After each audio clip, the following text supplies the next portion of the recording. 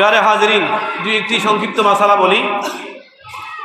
এই সামনের খালি জায়গা খালি রেখে আপনারা অনেকেই পিছনে নিয়ত বাঁধেন, তখন খালি জায়গাগুলো আর পূরণ করার সুযোগ থাকে না।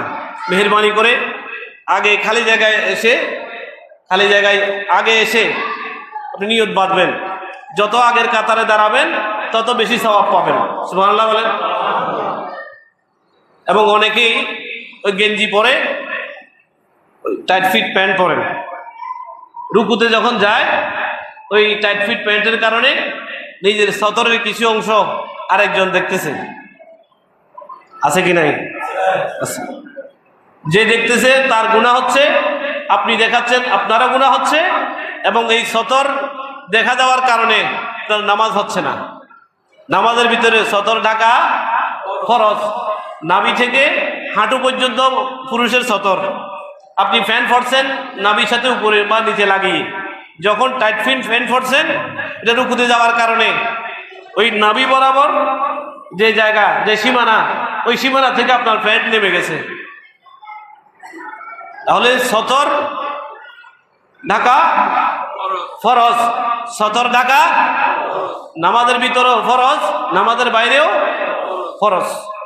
সুতরাং এই সতর যাদের উন্মুক্ত হয়ে যায়, মেহেরবানি করে এই নিজের নামাজ, ফরজ নামাজ রক্ষার্থে এই ফ্যানগুলো যারা পরেন তারা উপরে শার্ট টেনে দিবেন, উপরে গেঞ্জিটা টেনে দিবেন। এই মুহূর্তে তো আপনার ফ্যান বদলানোর সুযোগ নেই, এই মুহূর্তে আপনার ফ্যান বদলানোর সুযোগ নেই, তো শার্টটা উপরে টেনে দিবেন, গেঞ্জিটা উপরে টেনে দিবেন, যাতে ফরজটা রক্ষা হয়। আবার অনেকেই ওই সিঁড়ির ওইদিকে নামাজ পড়ে আগে আগে চলে যাওয়ার জন্য, যাওয়ার আগে ঢুকার আগে যাওয়ার প্রস্তুতি নিয়েছেন, ঢুকার আগে যাওয়ার প্রস্তুতি নিয়েছেন অনেকে। কি রকম? ওই সিঁড়ির ওখানে দাঁড়িয়েছেন। এখন অনেক মানুষ নামাজও পড়তে পারে না। সুতরাং সতর্ক হবেন, যাতে অন্যরাও এই জুমার 2 রাকাত নামাজ পড়তে পারে। কারণ এই 2 রাকাত নামাজ পড়তে না পারলে পুরা সপ্তাহ অন্তরে ব্যথা থাকবে কিনা, নাকি বাদ গেলেও বাদ ব্যথা থাকে। আমল যত বেশি পারি আমরা চালিয়ে যেতে হবে।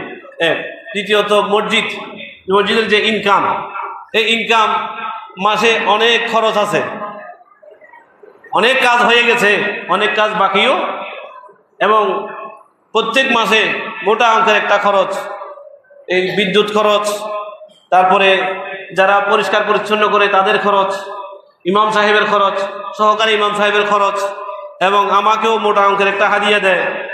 আল্লাহ কবুল করুক, আমিন বলেন। যদিও আমি আরো বেশি চাইতেছি, মনে মনে বলতেছি না আর কি, তা আপনারা না দিলে কোত্থেকে দিবে? মেহেরবানি করে অন্তত প্রতি জুমাতে 10-20 টাকা দিলে খুব বেশি খরচ হবে না, মসজিদের জন্য যা দান করবেন তা জমা থাকবে। কি থাকবে? জমা থাকবে। জমা রাখেন, 10 টাকা 20 টাকা করে দেন।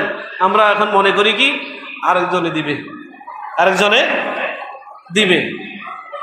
দিলেও হয়ে যাবে, আরেকজনে দিলেও, তো সেটা যেন আমরা মনে না করি।